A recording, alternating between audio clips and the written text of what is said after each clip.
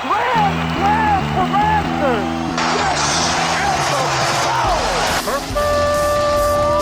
It's time for Blessed to Play on EWTN Radio, uncovering the role that faith plays in the lives of sports professionals from around the country. And now, here's your host, Ron Meyer. Fire, score! My guest today is Elvis Grbac. He was a NFL quarterback for 9 years with the likes of the San Francisco 49ers, Kansas City Chiefs, and also the Baltimore Ravens. He's a product of the University of Michigan as well, where he played with his high school teammate and Heisman Trophy winner Desmond Howard. But now he's doing something a little bit different that probably most NFL quarterbacks don't do, and he's pursuing a master's in theology. He's also coaching at the high school level and forming young men and coaches in the Catholic faith. I'd like to welcome Elvis Grbac to Blessed to Play. Elvis, it's so great to have you on again. Ron, thank you so much for having me. I appreciate it. Thank you so much.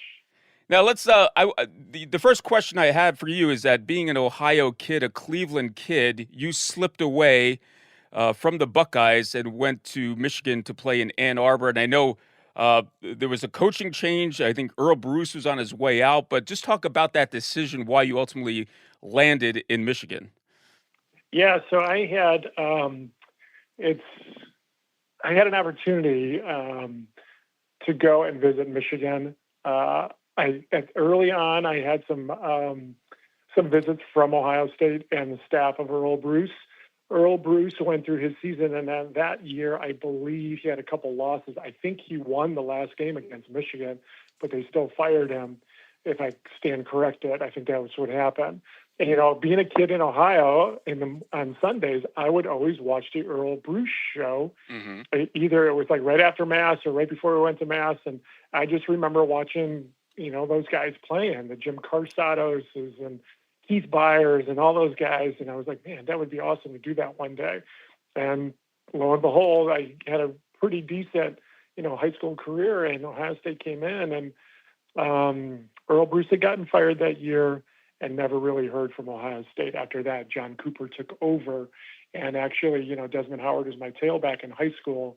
He and I both were getting recruited by Ohio State, and then never heard from Ohio State after that. I think maybe Des, maybe a little bit, but Gary Moeller was the recruiting coordinator here in the Cleveland area for Michigan, and we were kind of on his radar for a long time. And for me, you know, I didn't throw very often at St. Joe's because of, you know, when you have a Super Bowl MVP in your backfield, you can hand the ball off to him, and a Heisman Trophy winner. You know, I really went there because I earned a scholarship the way I played basketball. And that's a whole nother story we can get into. But I really earned it on the basketball court, lo and behold, at St. Ignatius High School that I'm teaching at now. And had an opportunity to get a full ride at Michigan. I had some, you know, Nick Saban came in when he was with Michigan State, and talked to him for a little bit. But ultimately, you know, I went to Michigan just on the fact that that was the best opportunity for me academically, you know, out of the different schools that I was looking at. Were you more passionate about football or the game of basketball in high school? No, I was more passionate about basketball. I played basketball since I was, you know, 5 years old. Mm-hmm. And I tell kids nowadays, I tell them I'm a better basketball player than I am a football player. Go figure. I love basketball. I've always loved basketball. I love watching it, especially now with the tournament going on. Right. And it's just one of those games that I just fell in love with when I was a kid. And I went to St. Joe's, and we were very, very good. Mike Moran was our head coach for the basketball program there, and we had a ton of guys that went Division I in basketball.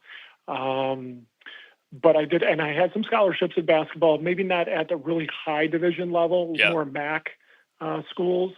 And really, like I said, you know, when I had an opportunity to get a full ride to Michigan because of the academics and everything, I jumped on it right away.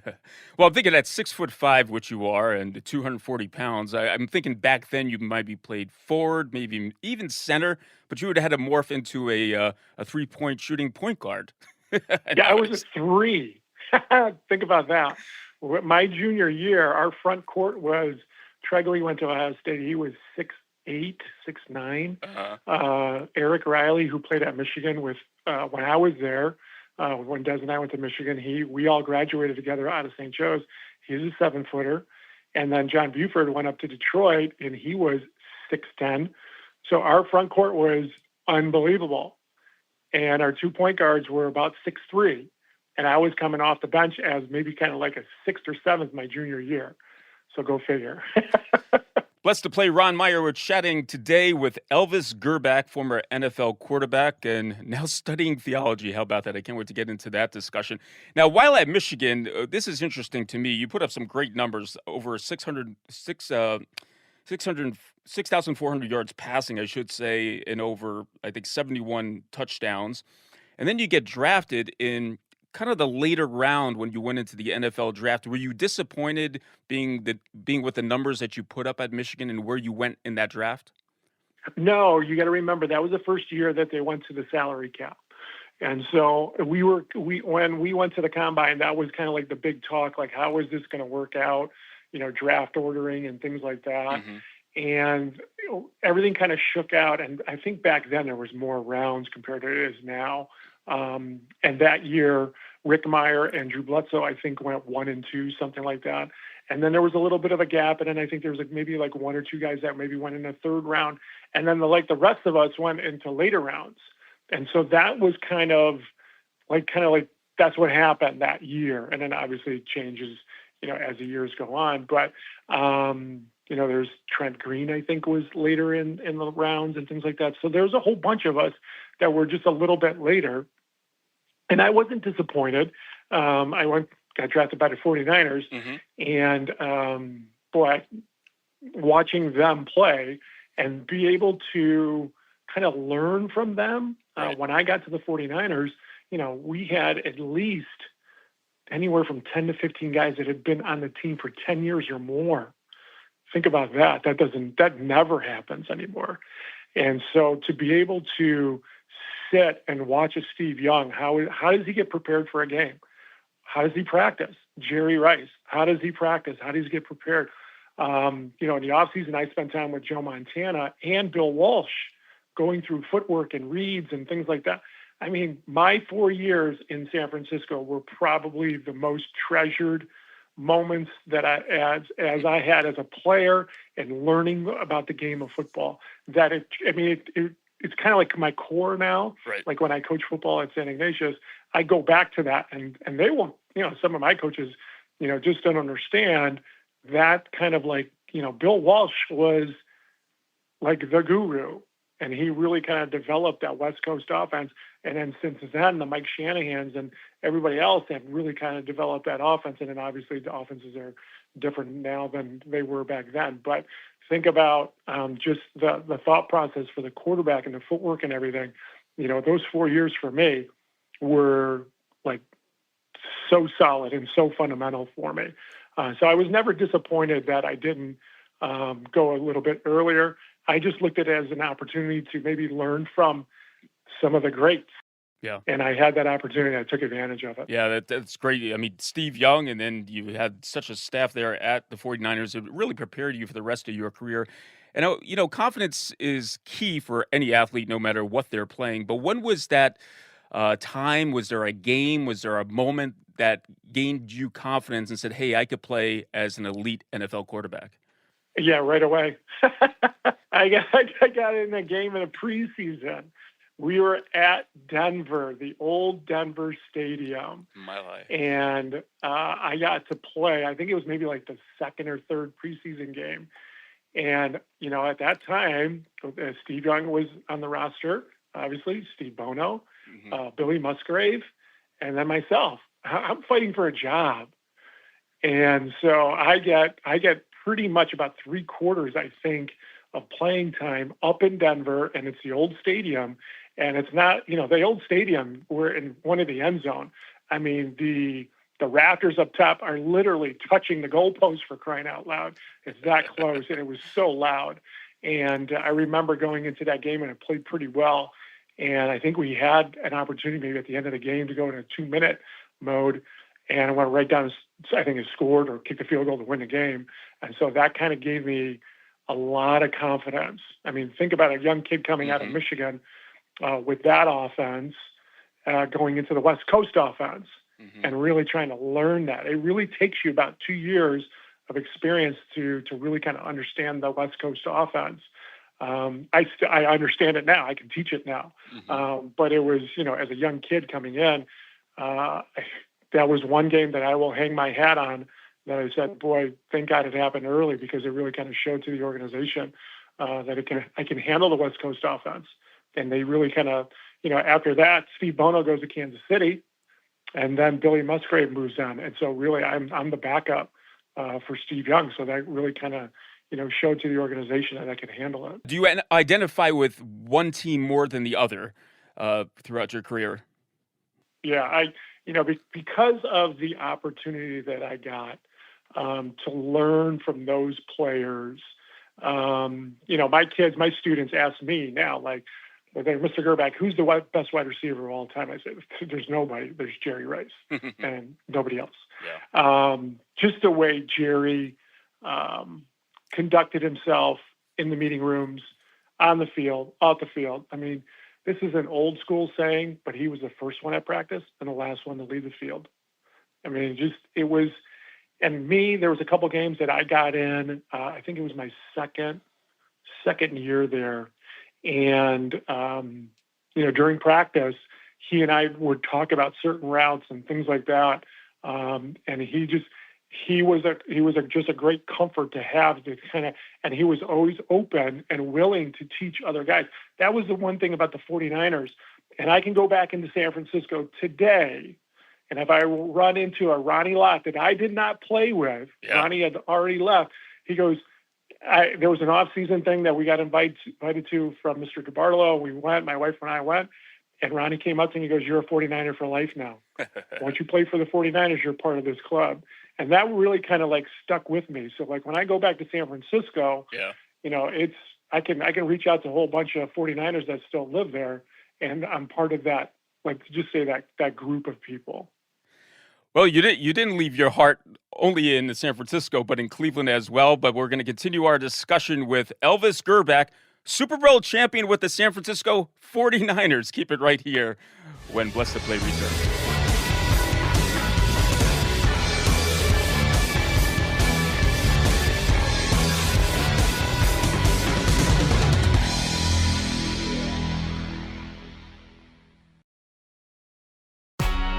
EWTN uses the power of radio to reach people whenever and wherever they're searching for answers to questions about their Catholic faith.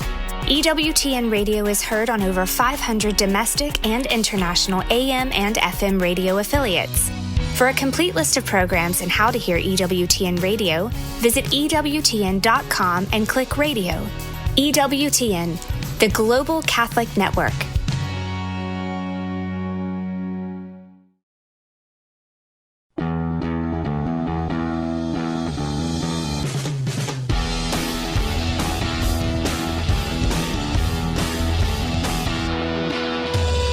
Welcome back to Blessed to Play. Ron Meyer joined today by Elvis Grbac, and what a career he has had in his life with the sport of football. He was a Michigan Wolverine. He was a two-time first-team All-Big Ten, and then he made his progression into the National Football League, where he won a Super Bowl with the San Francisco 49ers, also played with the Kansas City Chiefs, and closed out his career in Baltimore with the Ravens. But it's interesting because Elvis is not sitting on a beach, on a veranda. In fact, he's forming young men and coaches through his, his acumen for theology and also his faith life. And he's at a high school, St. Ignatius in Cleveland, Ohio. He's doing a little bit coaching too with the quarterbacks, but he's, I think, at the heart of what he does is forming men in the faith. And Elvis, I heard you speak, and I know there was a point in your life, and maybe you could talk about this briefly, where you converted or had a reconversion to your faith. Why don't you talk about that a little bit? And this gave you the impetus to do what you're doing now. Yeah, I'm born Catholic. Let's just put it that way. My parents, came from Yugoslavia, which is actually Croatia. I'm 100% Croatian, and Roman Catholic to the core since I was a little kid. And then I got into athletics, especially, in high school in Michigan, and then the 49ers and in the NFL, and, which is typical. And I give this talk to a lot of men's groups around the country. I always talk about faith, family, and whatever you do for a living in football. That's what guys want to hear about. They want to hear about the NFL life. And it's the correct ordering. If you have that faith life first, then everything kind of falls into place. But which is typical of all of us, is that kind of gets reversed a little bit. What we do for a living really kind of defines who we are. And then your family is always there that you can always count on, but then your faith life really kind of dwindles away because of the time and effort that you want to put into your specific profession. And that was very typical for me. When I was done playing in 2001, I had a great opportunity to really kind of spend some time with my family, my high school sweetheart. I married my wife, and we have 3 kids. They were super young at that time, and I had an opportunity to really kind of spend some time with them, and I did, coaching them and everything. So it was really just a blessing to be able to do that. But, I'm always kind of like, I don't like reverts or converts or any other. I think let's be less frank about it. Is once you are baptized, you're either with Christ or you're not. Let's just put it out there on the table. And I for all those years that I was playing, I put Christ on the shelf, and I had an opportunity after I was coaching my kids and everything. I had an opportunity to go to a Lenten mission over here in the Cleveland area, and Father Larry Richards. And the people who are listening to this know who Father Larry Richards is. He can be very, very harsh at times. But as a former NFL quarterback and, playing for the likes of Bo Schembechler and Bill Walsh and those kind of coaches, I needed somebody to kind of give me direct orders. And Father Larry Richards was that person. And that night I went in and went to confession for the first time probably in about 20 years. And not like, I tell the guys that I talk to around the country, it's not like a confessional where you can kind of hide behind walls. It was in a big meeting room in a corner with 2 chairs, and the next person is maybe like 6 feet behind you. So try to do that confession. So I did that, and that really changed. I really was at the point where, I got up out of that chair after confession. I said, this is never going to happen again. I'm not going to do this again. And that's where really I kind of made a commitment to putting Christ at the center of my life and everything that I do. And that means everything. And it really took me a good year and a half to really kind of like, who am I? Who really am I? And I say that in the beginning of my talks with the men, is that you have this notion of who I am. Oh my God, it's Elvis Grbac. He played in the NFL. I remember him. I remember him playing at Kansas City or wherever it was. And by the end of the talk, I want to make sure that they see somebody different, somebody who has Christ in his life, and he's kind of gone through the ups and downs a little bit through life. And now he's doing things that Christ is asking him to do that he would never have thought that he would be doing now. None whatsoever. And so, those opportunities to really kind of like turn back to Christ and really, make him the focal of my life. And I say typically right around at the end of my talk, I said, think about this, guys. I won a Super Bowl, played in the Pro Bowl, multiple, played a national championship in college. I did all those things. And what I'm doing now is greater than any of those things that I've ever done. And I think people are like blown away by that when I say that, because, you put so much time and effort to be a professional athlete. Right. And then you go, wait a minute, Christ is calling you to something greater. And that's what I encourage anybody who's listening to this, is that put Christ in the center of your life and watch what he does to your life. Your life changes completely for the good of everything that you do. So, I just, like I said, I had some opportunities to turn back to him. and put him at the center of what I do. Blessed to play. Ron Meyer once again chatting with Elvis Grbac, former NFL quarterback, and now teaching theology at a Catholic high school in Cleveland. So you have the opportunity now to work with coaches and to work with young athletes. And, I remember when I was playing sports in high school, I never heard that message of faith amongst coaches. Wasn't my life experience. But I think if you were there talking to me when I was young, I would have been like a sponge because I never heard it before. What are you trying to communicate to coaches and athletes? And I think probably identity has a lot to do with it. Yeah. So I have my master's there at St. Mary's Seminary here in the Cleveland area. I received my master's in theology last spring, and an opportunity came up at St. Ignatius High School, which I had coached prior to me teaching. Mm-hmm. My two boys went to high school there, and I coached with Coach Kyle there for a number of years and had an opportunity. And then now this kind of came up, that this teaching position came up. And so I jumped on it and I teach freshman theology. And then also I coach quarterbacks, which, I can do with my, my eyes closed. and then I, Father Giao, who was the president of the school, really asked me, we do such an amazing job as staff of talking about Ignatian spirituality and our mission of the school, and the things that we talk about for our students, we ingrain in them in everything that we do in our curriculum and everything that we do in our service, outside the community, things like that. What we're noticing is that we have student athletes, a number of student athletes. We're probably over 1,000 of our students are student athletes in some shape or form. 90% of our coaches, which we're pushing up to close to about 150 coaches on staff for all our athletics. Wow. 90% of them are coming from outside the building. Mm-hmm. So think about that. And so here is a young kid who comes in and is being formed in everything that we're doing as staff members and the entire administration for the entire day. And then they go and they spend time with their coaches from 3 o'clock to 7 o'clock, Monday through Friday, Saturdays, and sometimes on Sundays.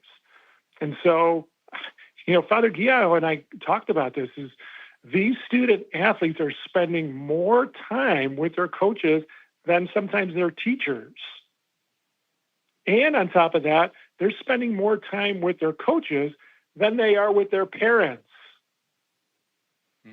So it would behoove us as a staff, as an administration, to make sure that our coaches are formed in everything that we are formed at St. Ignatius High School also. And so I have been given the task as the director of our coaching formational program to form our coaches and everything that we do at St. Ignatius High School and how we administrate and our curriculum and everything to our students. So it's a continuation of our mission from start to finish of the entire day.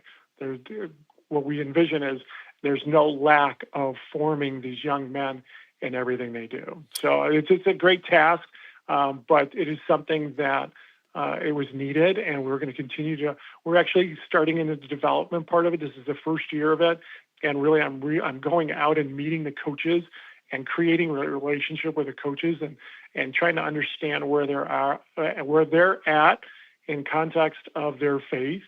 And then we're going to invite them into certain specific small group meetings. Mm-hmm. And then we're starting to develop also deeper within the next year here, more faith sharing and more faith groups coming together and really trying to form these coaches that are forming our young men. Yeah.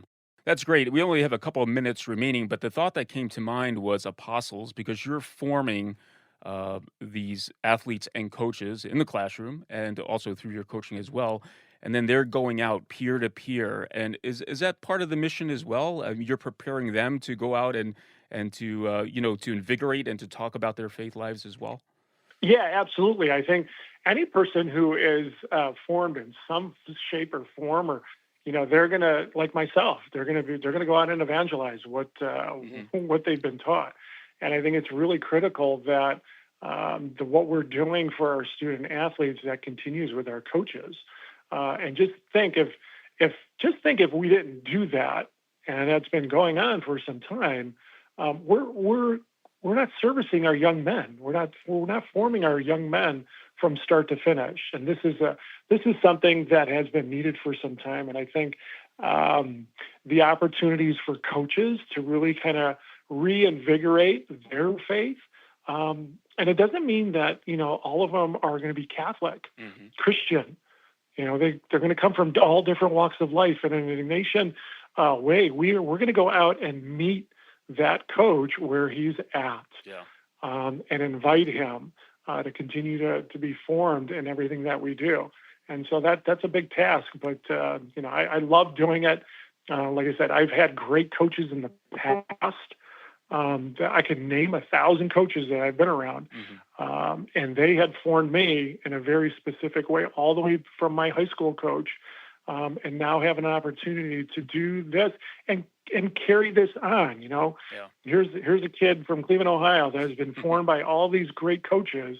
I have an opportunity to pass that on to the next group of coaches that will be able to do the same thing. Well, Elvis Grbac has been our guest. What a athlete, folks! A Pro Bowl quarterback, a Super Bowl champion, and his heart was obviously touched by Christ. And now he's giving back by forming coaches and athletes in the faith. And that's the way people go out and share their faith and invigorate others. And he's preparing those coaches and athletes to do just that. Elvis, thanks so much for the time. I do appreciate it. And all that you do, and thank you for joining us right here on Blessed to Play. Thank you so much, and God bless to everybody. Hey, Blessed to Play fans, check us out on the web at blessedtoplay.com. That's blessed, the number 2 play.com. You can like us on Facebook and hit us up on the platform X at Blessed to Play. For Elvis Grbac, I'm Ron Meyer. Thanks so much for joining us right here on Blessed to Play. You've been listening to Blessed to Play with host Ron Meyer on the EWTN Global Catholic Network. If you have a question or comment about today's show, feel free to email us at info@blessedtoplay.com. That's blessed, the number 2, play.com. You can also connect with the show on the web at www.blessedtoplay.com. Again, that's blessed, the number 2, play.com. Join us again next time for Blessed to Play on the EWTN Global Catholic Network.